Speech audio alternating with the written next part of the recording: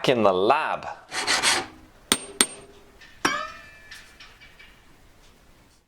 Today we're doing a close-up V-claw. I've just annealed this little bit of metal.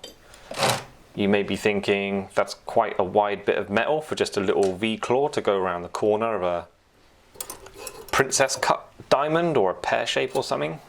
But that'd be your first mistake, because it pays to go over the top with thickness and width. Reasons are, like, I'm just going to show you. Reason I've decided to do this video is I've just made a ring for these diamonds. It's a pear-shaped diamond cluster, and it's got diamonds all the way around the band as well. It's a bit of a beast. So when I was making the pear-shaped collet, I was thinking, rather than doing videos all the time showing like full instructional guides for making like 4-claw collets, rings or whatever, I should just break it down and just do little sections of jewellery. So today it's going to be my first attempt at that. I'm just going to show you how to do the V-claw when you're working on a collet that has a pointy end. Let's get straight into this. I've got to stop faffing about my videos. They all go on so long. People tell me I need to keep them at like around 10 minutes, but that's impossible. Like, I think my videos are always going to be like 20 minutes long. So let's see how this one goes. So first step, like I just mentioned, a big old chunk of metal. Even for that pear shape I just showed you, I would start with something like this. That is nearly 7mm wide, which is loads. And 1.15, I thought it was thinner than that, 1.1. Yeah, about 1.1 mil thick. You need, get it nice and straight. Where's my hammer? Flatten it, get it straight. Give it a quick bang. Right, a coarse file. Totally unprepared for this video. A coarse file, get one side really straight. Come on. One side straight, that'll do. You can check it with your square. Where's mine?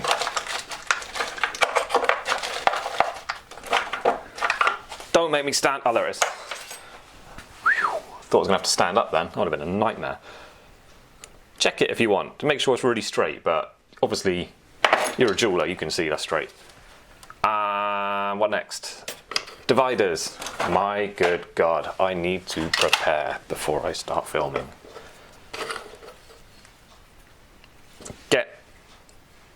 I mean, you may not need to do this, but get the maximum amount of width you can out of that with your dividers. Let's go a bit more. Obviously you can file that side flat like you just did, but with your dividers you get that line which is perfectly parallel, which is nice. So let's file that up. Nice coarse file. Just get on with it. Stop faffing about. Put your phone down.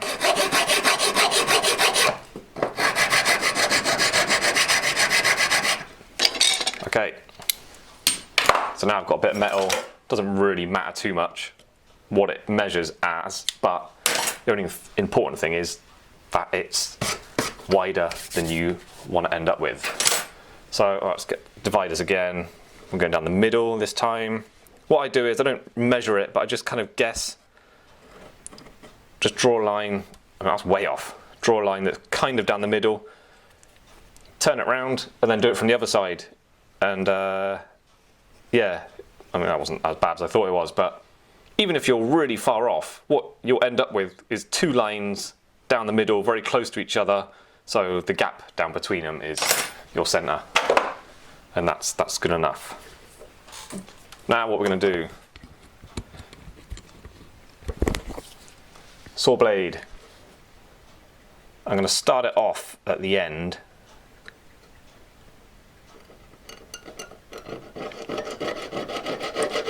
On my line, Then, this is a handy little thing to do, not essential, but I recommend you do it.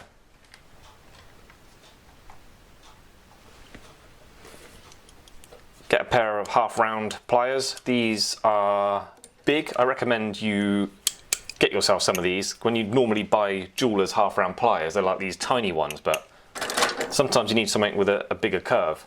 So I made it out of, my videos go on so long, get distracted.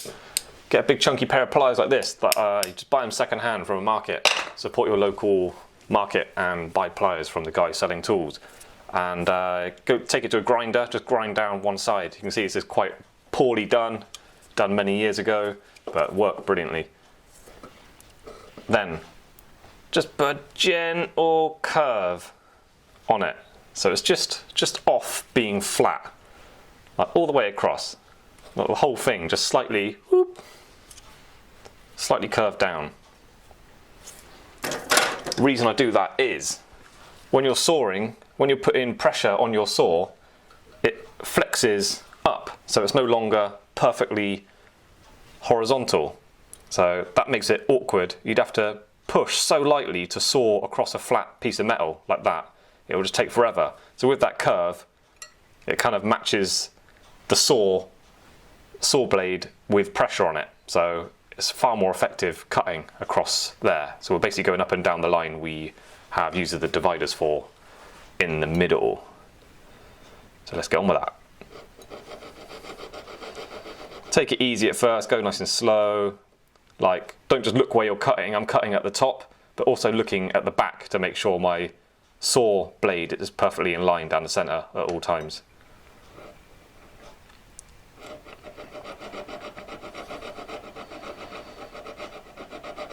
It feels very slippery because the saw blade is touching across so much metal, it doesn't really bite in very easily. So get a nice new blade, which I haven't. Preferably a big chunky coarse one, which I always like using. Check out my previous video that was all about sawing, sawing. Working with, thinking about expensive gold and platinum, you don't really want to be mucking about with too much metal. This is silver like it usually is in my videos, so I forget. I'm just blasé with the amount of metal I'm using, but you might be working with some expensive stuff, so don't be wasteful. What we do now? Right. Get a square section. No, don't get square. Get your tri-square. Not that one. I got these larger size needle files, quite a coarse one. They're all a bit worn out. This is a Swiss-made, FDix Swiss-made cut 2, which is quite coarse, but it's worn out, so it feels. Okay, so what I'm doing is I use the point, one of the corners, right at the point, and just really score that up and down to get it going, get it started. Whoops, be more careful than what I am. So you can see I'm digging into that quite nicely. You might have some fancy gravers or something you can start it off, but I've always just grabbed my tools nearby. Once you've got that going, get my file a bit more horizontal to the piece, and you start using the file more normally. This is brittle, by the way, don't push too hard.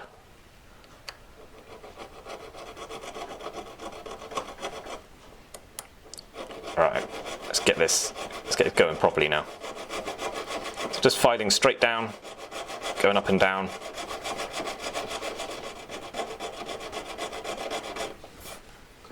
You can have a look at the end, see. Let's flatten that.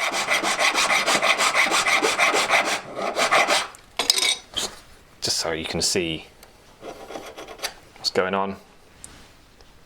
See how much I've taken out. Now we're going to go down, I'm going to do a little bit more with this file.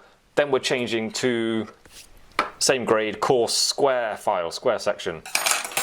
And the reason for that is this one, because of the angles, that corner, it cuts down a bit faster, but then we need that right angle to get a nice perfect V, because we're closing up the claw. Although maybe not, that might be more suitable depending on how far you want to fold up the claw. So think ahead a little bit, like how close do you want it to go? Obviously, that pear shape, I had to open it right up more than 90 degrees to get it to close past 90 degrees and go a little bit more.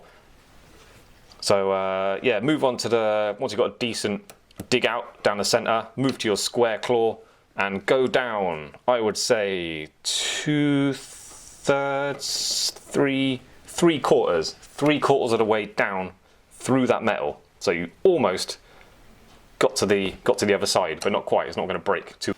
Right, just show you this is opened up a little bit now. I've got the pliers on the piece because I'm not working carefully at all. I'm just hacking into this so I can show you what's involved. Again, that slight curve on the piece is coming in very helpful now.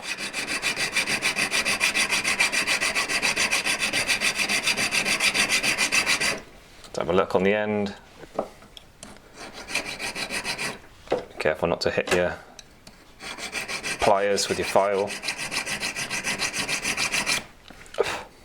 Keep a check on how you're tilting the file, go that way or that way. With my pear shape, I literally used the same file and I pushed it down more one side, so I got it really opened up. So keep looking at the end. Feels like I've gone down quite far, but looking at it, I need to go much further.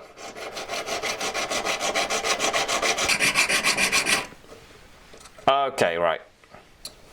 One thing to consider, mine's ready to fold up now, but when you're doing this, it's very likely, just from the nature of the way you hold your tool, you have pushed down more that way. So looking at the end, it might look like it's gone down enough, but just here, a few mil down, you've probably filed it slightly tilted. It's a normal thing to happen, so bear that in mind and keep filing, putting weight on the back of the piece as well. Okay, right. Next step. Here's a golden little bit of wisdom for you. Something they're not going to tell you to do in any books or guides. You put it on your charcoal block, you flux it down the middle, and then you anneal it again.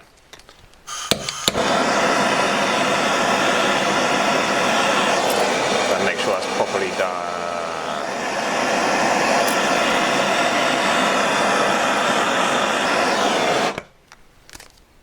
Right, while that's cooling down, the reason why I did that at this stage is because next we're going to be folding it up, ready for soldering down the middle. Where we've been bending it with pliers and I just hammered it, the metal is work hardened, so it's quite brittle. If I try and fold it up without annealing it, there's a chance, not definitely going to happen, but there's a chance it's going to crack or even worse, split down the center, and that's a problem. So now I know the metal is nice and soft and it's fluxed and ready to solder, so I can just fold it up and crack on with the job. Make sure it's nice and parallel to the end of your pliers, and then grip it nice and tight. I literally just push it on the block, push it down and fold it up. Have a look, make sure that's not starting to split down the back. Fold that right up. Boom. All right, so this is my claw as it's folded up. There's no filing or any tricks to try and hide my inaccuracies. That's just as it is. So that's why I would have, like I cut out the groove, I flux it as I anneal it, and the reason is straight after that, as soon as it's cooled down, I just fold it up and get what I want. But if you're gonna have to adjust it and saw it out and re-anneal it, there's no point in fluxing it. So do what you want, but that was just my specific way I do things. I've got that solder in a position where you can hopefully see it flood. And yes, solder does flow towards the heat, but with a bit of practice you can become magic and break the rules of physics.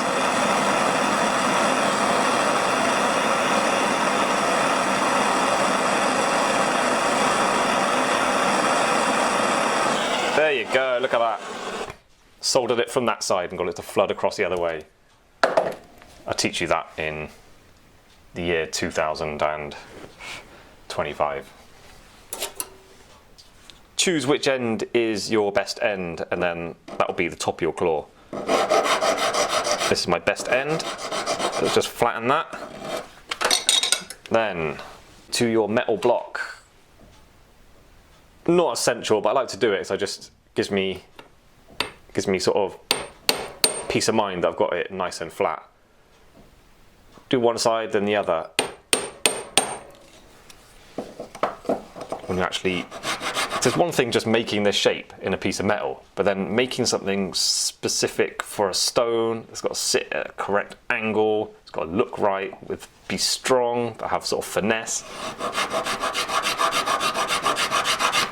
There's a lot to consider. So I'm just taking off the outside now, hopefully getting that back bit nice and sharp. This is where that extra thickness is useful. Started off with a 1.1mm piece of metal. If you start off with a 0.9 or 0.85 or whatever, how you might imagine it finishing as, you've got no space for cleaning it up at this stage. So after you've filed it up, it's going to be like 1/2 mil thick. And then 1/2 mil thick claw, once the setter's cut into it, it's going to be so delicate. And have to be in exactly the right position. Otherwise, the setter's going to have to start bending it about, and it's going to be really thin, it's going to be a mess.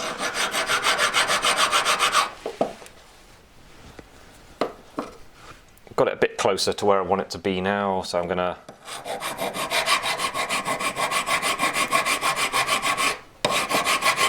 go up and down this way, both sides. I mean, I'm showing you me filing it up. I could just say file it up and just let you figure it out.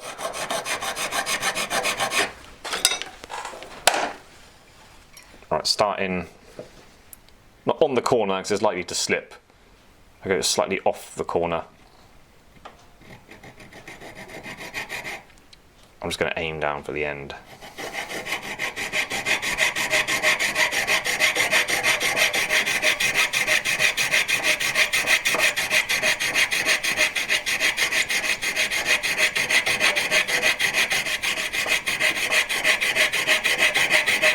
Mind your fingers.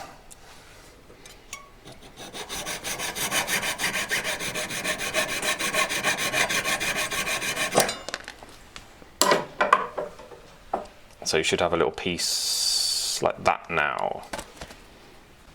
So what do we do next with this? I'm gonna leave, that's too long. I'm gonna leave that for now. I'm gonna take out metal from the inside to the point, and that keeps the outside looking nice and straight, but you can get a nicer angle on your piece. Something you should consider doing. Obviously it's a bit guesswork, it doesn't really, I don't know what you're working on or how it's going to fit, but it's something you should know about, because you might just consider you want to take metal off the outside, but I want to keep the outside as it is and make it fit at certain angles, so I can basically do that by adjusting the metal that's remaining on the inside. So I'm taking all that weight out towards the point at the bottom. Alright, I just had to go and put a fan heater on and put thermal socks on. It's so cold. Sometimes I can tolerate it, but I'm feeling a bit weak today. Alright, next step, hold it. Bit tricky and awkward because this is a sharp piece of metal and you've got to squeeze it quite tight and get a file on the inside. So I'm taking out the inside metal down towards the point. Doing that with my square file, because that's obviously what matches.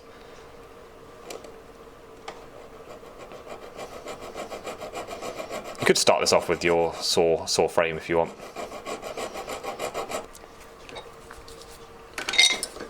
These get more tricky to work on the closer you get to finishing them. They get harder to hold on to, they get more delicate.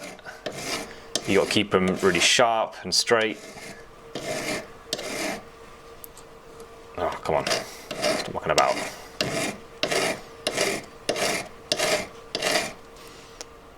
Once that's set onto a collet, you can cut it down so you're losing a bit of distance again. You end up with a more delicate claw. But still, it needs reducing. Hopefully you can see that nice and clearly on your screen. There you go. Not my best work, but I hacked into it and I got it done just very quickly for the video. Keep everything straight. It gets more difficult to finish as you get closer to the end, because obviously it becomes more of a sharp, delicate little thing, but things to watch out for. Just get the left side identical to the right side, and then you can't go too far wrong. Start off with a nice, decent chunk of metal, so when you get to this stage and you're filing it up, you've got plenty of space to get it really, really accurate, exactly what you want.